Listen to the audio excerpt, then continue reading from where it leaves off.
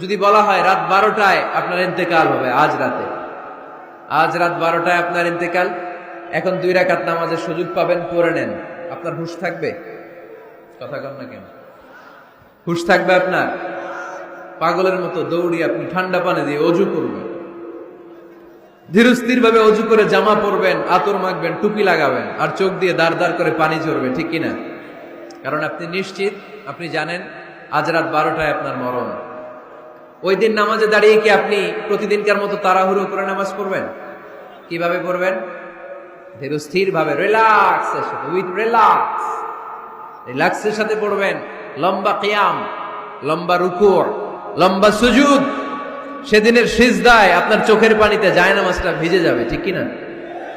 সেদিনের রুকু হবে আপনার জীবনের সবচাইতে সেরা রুকু। সেদিনের সিজদা হবে আপনার জীবনের সবচাইতে শ্রেষ্ঠতম সিজদা। কারণ আপনি জানেন এটাই আমার লাস্ট চান্স, ঠিক কিনা?